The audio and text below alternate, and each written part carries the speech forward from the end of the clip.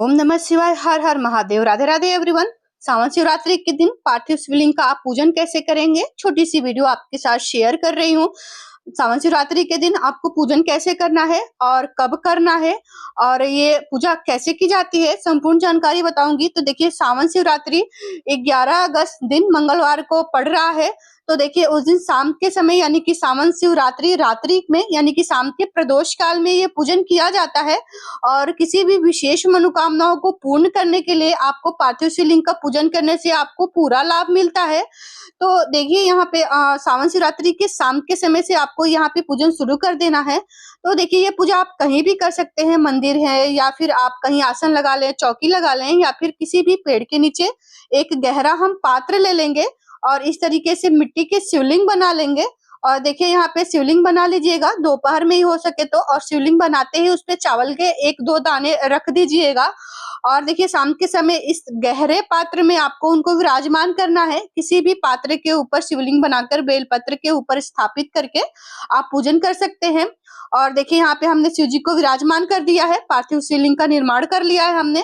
और यहाँ पे घी का दीपक जला रहे हैं। तो आप चाहे तो यहाँ पे आप तिल के दीपक जला सकते हैं, और यहाँ पे मैं तिल के दीपक जला रही हूँ, घी के भी जला सकते हैं। उसके बाद देखिए, हम गंगा जल भर के तांबे के लोटे में शिव जी को अर्पित करेंगे, उनका अभिषेक करेंगे।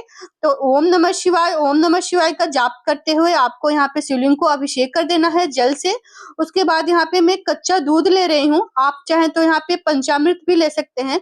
तो यहाँ पे मैंने गाय का कच्चा दूध लिया है और उनको अभिषेक कर लिया है। और जो जलहरी है आपको उत्तर दिशा में रखनी है। तो यहाँ पे गाय के दूध से अभिषेक किया है। उसके बाद मैंने पंचामृत से अभिषेक किया है, आप इनमें से कोई भी ले सकते हैं। उसके बाद फिर से हम जल से स्नान कराएंगे। और देखिए, यहाँ पे गंधोदक और शुद्धोदक दोनों ही हमने स्नान करा लिया है। 3 बार स्नान कराया जाता है शिव जी को। बाकी आप यहाँ पे फलों के रस से और गन्ने के रस से, गुड़ के रस से आप यहाँ पे स्नान करा सकते हैं, चंदन से स्नान करा सकते हैं। और फिर हम यहाँ पे वस्त्र स्वरूपी कलावा अर्पित करेंगे, यहाँ पे जनेऊ अर्पित करेंगे। और थोड़ा सा आपके पास अगर इत्र है तो इत्र समर्पित कीजिएगा। और देखिए, यहाँ पे शिव परिवार में सभी परिवार समाहित होते हैं, तो साथ में हम सबकी पूजा कर लेंगे। तो यहाँ पे देखिए, मैं चंदन का तिलक लगा रही हूँ। अगर आप चाहें तो त्रिकुंड भी बना सकते हैं यहाँ पे। और देखिए, हम यहाँ पे चंदन से तिलक लगाएंगे, रोले से तिलक लगाएंगे और यहाँ पे अक्षत समर्पित करेंगे। उसके बाद हम यहाँ पे तिल समर्पित करेंगे। और उसके बाद देखिए, हम यहाँ पे गुलाल हो गया, अबीर हो गया, जो कि सावन शिवरात्रि है, तो यहाँ पे भस्म अर्पित किया हमने। उसके बाद कोई सी भी बाजार से मंगाई हुई मिठाई अर्पित कर सकते हैं। मीठे में आप मिश्री, बतासे, शक्कर भी ले सकते हैं। और देखिए, यहाँ पे फल में भोग में आपको जो भी ऋतु भोग अभी इस समय अवेलेबल हो जाए वो आप अर्पित करिएगा। और देखिए, शिव जी की पूजा में बेलपत्र का विशेष महत्व होता है, तो 1 या 2 बेलपत्र आपको जरूर से अर्पित करने चाहिए। तो बेलपत्र के ऊपर मैंने चंदन का तिलक लगा दिया है। आप चाहे तो ओम लिख सकते हैं, स्वास्तिक बना सकते हैं।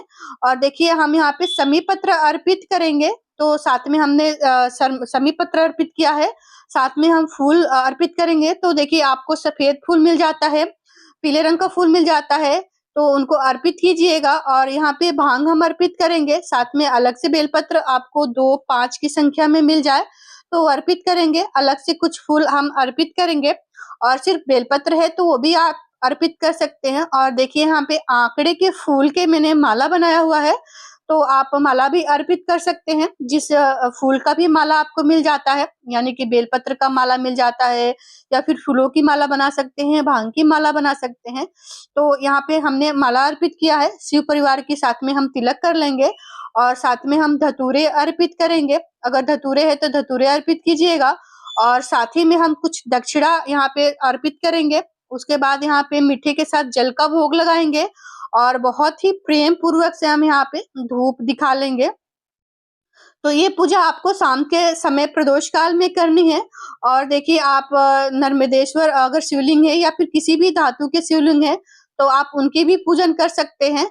और देखिए, साथ में हम यहाँ पे कपूर से आरती कर लेंगे। तो जो भी आपको आरती इस समय आती है वो आरती यहाँ पे हम गा लेंगे। और आप चाहें तो यहाँ पे डमरू भी बजा सकते हैं, घंटी बजा के आप आरती कीजिएगा।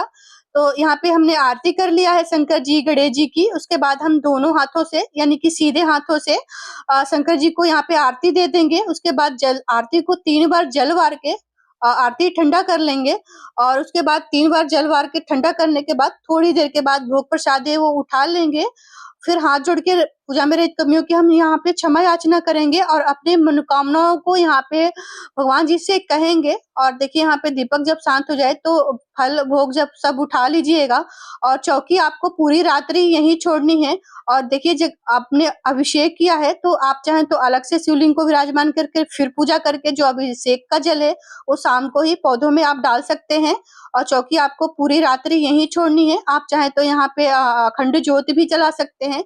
अगली सुबह यहाँ पे आपको सुबह में धूप दीप दिखा देना है। और फिर से एक वीडियो में मैंने बताया है कि पार्थिव शिवलिंग का हम विसर्जन कैसे करते हैं, तो छोटा मोटा मैं बता देती हूँ। एक पात्र में आप गहरे पात्र में पानी भर लीजिएगा और इस शिवलिंग को अपने तरफ जलाधारी करते हुए उसमें विसर्जन कर दीजिएगा। इस तरह से आपका पार्थिव शिवलिंग का विसर्जन भी हो जाएगा।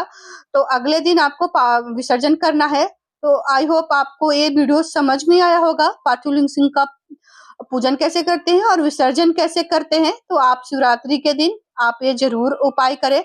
आशा करती हूँ वीडियो पसंद आया होगा। वीडियो को लाइक, चैनल को सब्सक्राइब, कमेंट में हर हर महादेव जरूर लिखें। मिलती हूँ आपको दूसरी वीडियो में। राधे राधे, हर हर महादेव।